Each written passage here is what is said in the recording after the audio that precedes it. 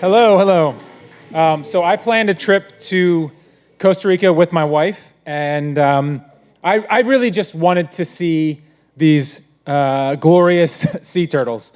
And so I planned everything around that.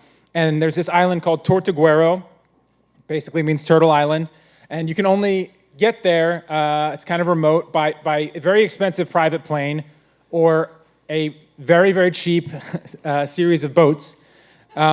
So, me not having really this money thing, I opted for the boat option. That was my workaround, having to get the flight. And so I tried to plan this trip. So right out of the gates,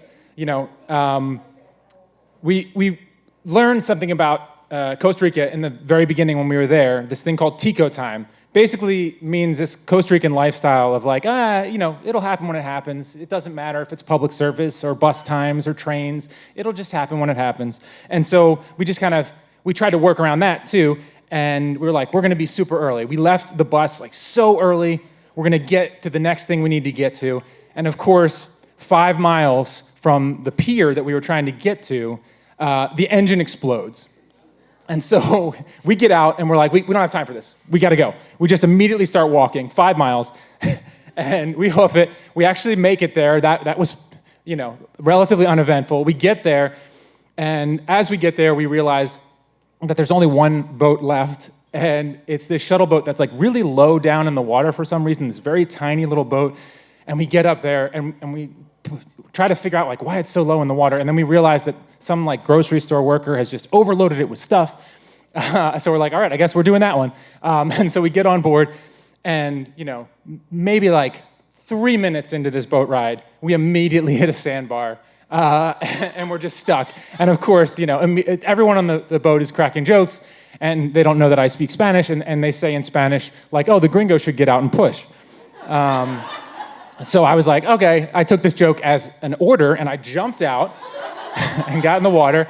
And then afterwards, I was like, oh, passport, wallet, here. And I gave it to my wife, and she held onto it for me, nice and wet now. And then I decided I'm gonna try and help, and I tried to push in this like quicksand, sand bottom, and I'm pushing, and I'm trying to talk to the boat captain, and we managed to get this thing free, and I'm like, I'm the hero. I jump back in. I'm so happy. 30 feet down the river, it happens again. And I realize this is just a thing that happens, and all the locals are laughing, and they're just like, this is just life here.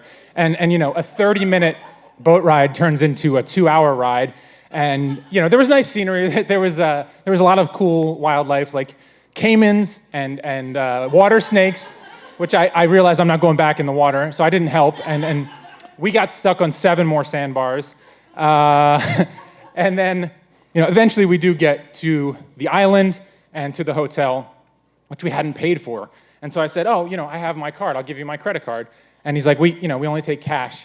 Okay, where's an ATM? And he's like, there's no ATM, no bank on the island. It's like, okay, what am I supposed to do? He had an idea. He sort of realized there was a way around this, and that idea was you could go to a grocery store and use a debit card, and they would give you cash back. So I was like, yes, success. We go there, and hopefully we'll get to this excursion, because I just want to get to the turtle excursion, which is at midnight, and I'm really excited about this thing. Just got to get there. That's also cash only, so I'm super stressed. We get to the grocery store, and we find out it's also payday on the island, and everyone uses the grocery store as a bank. So it's all tapped out, and they can't give us the money we need. So we spent the rest of the night, our only time really on the island, trying to go to all these different restaurants to get someone who would give us money back. And finally, on the opposite side of the island, we find a place that will do it. We get the money, eat there because we had to pay them and get it back. And then we just haul to the other side of the island. We get there just before midnight. We pay for the excursion. We're so excited. And then we just walk in this forest, and it's really uneventful forest, and we're just like, what have we been doing? Like, what has this all been about? And the moon was out, so we're like, okay, we're just gonna enjoy it and try to embrace this, right? And then we come out through this clearing in the forest and out onto the beach, and we see this 800-pound leatherback sea turtle coming out of the ocean to lay eggs on the beach by the moonlight. It was the most insanely magical thing I've ever seen. It was like going back in time and watching this like ancient creature, which had just swam across the ocean, swam across the ocean, and made it there. And then this whole time I realized like all of my plight of trying to get to this island paled in comparison to this creature's journey. And I just really appreciated the magic of that moment. And it was an amazing experience. So thank you.